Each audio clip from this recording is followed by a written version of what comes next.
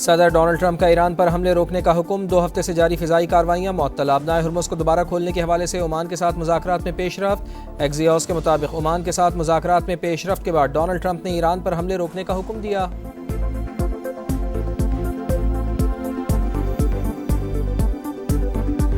جنوبی وزیرستان میں دہشت گرد حملہ ناکام، خودکش حملہ آور سمیت 4 دہشت گرد ہلاک۔ فورسز نے بارود سے بھری گاڑی کو پوسٹ کی حدود سے باہر ہی اڑا دیا۔ ISPR کے مطابق دہشت گرد گاڑی کے ذریعے حفاظتی حصار توڑنا چاہتے تھے۔ آپریشن میں فورسز کا کوئی جانی نقصان نہیں ہوا۔ علاقے میں ممکنہ دہشت گردوں کی موجودگی کے پیش نظر سرچ اور سینیٹائزیشن آپریشن جاری۔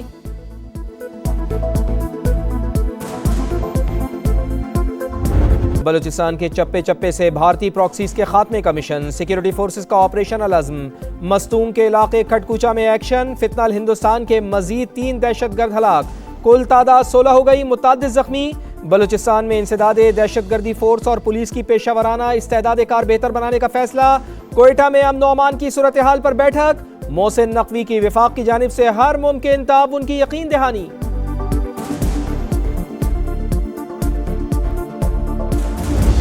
مشرق وسطی جنگ کی لپیٹ میں، یمن کی الحدیدہ بندرگاہ پر فضائی حملے، بحیرہ احمر میں کمران جزیرہ بھی نشانہ۔ سعودی اتحاد کی الحدیدہ پورٹ پر حملے کی تردید، حوثیوں کے ٹھکانے کو نشانہ بنانے کا دعویٰ۔ قومی مفادات کا ہر قیمت پر تحفظ کرنے کا عزم، کہا تجارتی جہاز کے لیے خطرہ بننے والے اہداف تباہ کیے۔ بحیرہ احمر میں سعودی بحری جہاز پر بھی حملہ، معمولی نقصان پہنچا، عملہ محفوظ رہا۔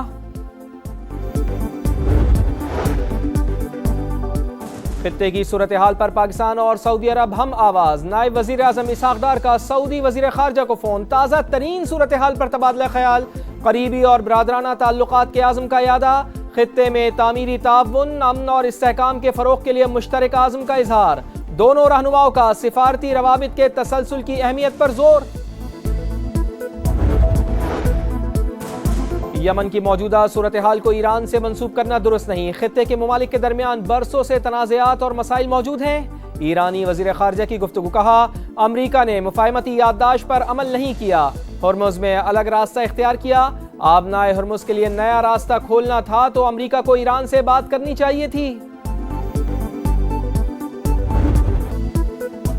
مودی سرکار کا کاکروچ کے سامنے سرنڈر، نریندر مودی دھرمیندر پردھان سے استعفیٰ لینے پر مجبور۔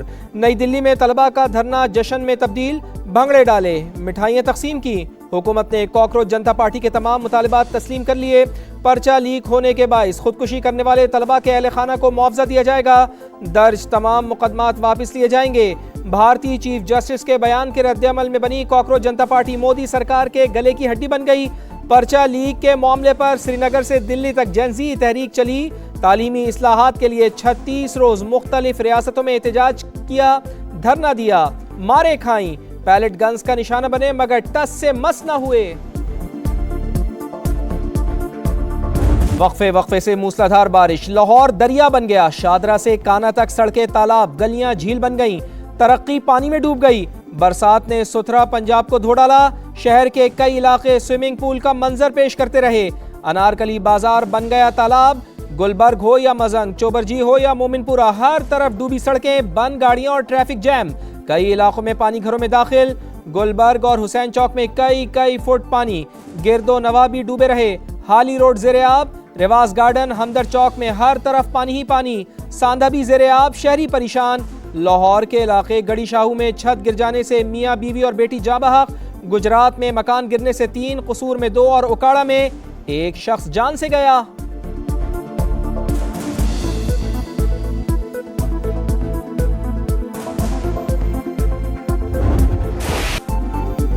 پنجاب میں مونسون کا ایک اور تگڑا اسپیل، کئی شہروں میں جل تھل ایک، وزیر آباد میں 215 ملی میٹر بارش سے ہر طرف تباہی، شہر کے کئی علاقے ڈوب گئے۔ گجرات میں بارش سے اربن فلڈنگ کی صورتحال، اربوں روپے کے فنڈز اور ہیوی مشینری کے باوجود شہر ڈوب گیا، کئی علاقوں میں پانی ہی پانی، سب سے بڑے سرکاری اسپتال میں بھی پانی داخل۔ سیالکوٹ اور ڈسکا میں شدید بارش سے نشیبی علاقے زیر آب، سڑکیں ندی نالوں کا منظر پیش کرتی رہیں۔ سرگودا میں 160 ملی میٹر بارش، جناح ہال، کچہری بازار اور مین بازار پانی سے بھر گئے۔ منڈی بہاؤدین میں بارش کے بعد نکاسی آب کا نظام درہم برہم، پانی گھروں میں داخل۔ گجراوالا کی گلیاں اور محلے بھی پانی، سڑکوں پر پانی جمع ہو جانے سے ٹریفک کی روانی متاثر۔ چنیوٹ، ننکانہ صاحب، بھاول نگر، راولپنڈی، نارووال، قصور اور حافظ آباد سمیت کئی شہروں میں بھی بادل خوب برسے۔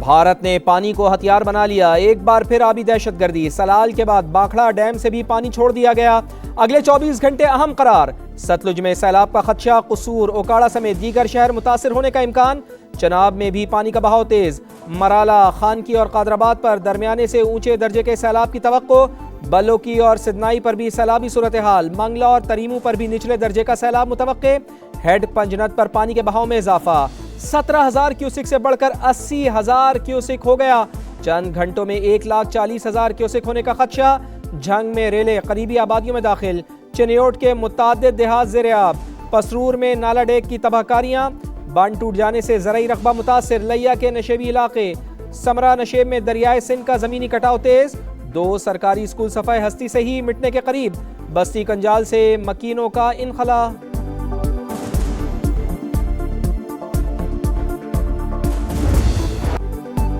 آزاد کشمیر میں انتخابات کا دنگل سجنے کو تیار، پہلے مرحلے کے لیے انتخابی مہم ختم، 27 جولائی کو میرپور ڈویژن میں سیاسی دنگل سجے گا، میرپور، کوٹلی اور بھمبر میں پولنگ ہوگی، 6 لاکھ سے زائد افراد ووٹ ڈالیں گے، پیپلز پارٹی، مسلم لیگ نون اور استحکام پاکستان پارٹی میں کانٹے کا مقابلہ متوقع، سیکیورٹی کے سخت اقدامات، 1235 پولنگ اسٹیشنز میں سے 478 انتہائی حساس، 3083 حساس قرار۔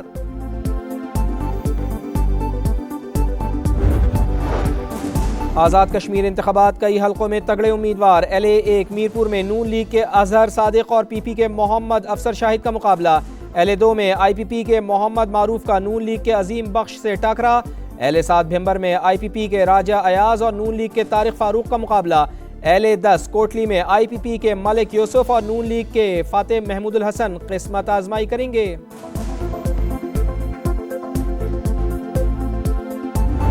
اپنے لوگوں کو ہم تنہا نہیں چھوڑ سکتے، ہم نے اسمبلیوں میں بات کر لی، نہیں مان رہے، ہم نے آئینی ترمیم پیش کر دی، نہیں مان رہے، اب ہم سڑکوں کا استعمال کریں گے۔ MQM کا سندھ حکومت کے خلاف سڑکوں پر نکلنے کا اعلان، صوبے میں وسائل کی غیر منصفانہ تقسیم، بیڈ گورننس، انتظامی غفلت کا الزام، کہا لاہور کراچی سے 50 سال آگے چلا گیا، اب خاموش نہیں رہیں گے، دمادم مسقلندر ہوگا، اب یہ وہ MQM نہیں جو رات کو تقریر کر کے سو جائے، خالد مقبول صدیقی بولے، اس سیاسی نظام کے خلاف فیصلہ ہو چکا، سندھ کے حاری اور غریبوں کو جاگیرداروں سے آزاد کرایا جائے گا، قافلے کا رخ اگر وزیر اعلی ہاؤس کی طرف کر دیا تو فیصلہ ہو جائے گا۔ FBR کی نااہلی اور غفلت، ناک کے نیچے سے ہزاروں ٹن پیٹرول غائب، آئل انڈسٹری میں ٹیکس چوری کا بڑا اسکینڈل، نجی کمپنی نے خفیہ طور پر 2 ارب 38 کروڑ کا پیٹرول کسٹم ویئر ہاؤس سے منتقل، ڈیوٹی، ٹیکسز اور لیوی کی مد میں قومی خزانے کو 1.25 ارب کا نقصان۔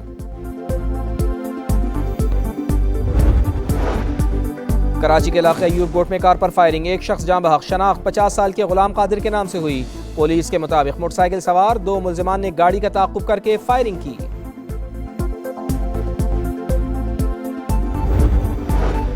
کراچی کے علاقے لیاری میں قانون نافذ کرنے والے ادارے کے اہلکار کا قاتل پولیس آفیسر کا بیٹا نکلا، پولیس نے ملزم کو گرفتار کر لیا، ملزم ساحل بلوچستان فرار ہو گیا تھا، پولیس کے مطابق قتل ذاتی دشمنی کی وجہ سے کیا۔